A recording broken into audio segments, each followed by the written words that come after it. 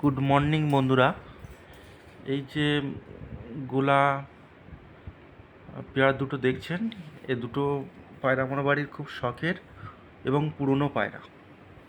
এরা শীতে নর্মালে 7 থেকে 8 ঘন্টা ফ্লাই করে। খুব ভালো জেনারেশান, আমার খুব প্রিয়।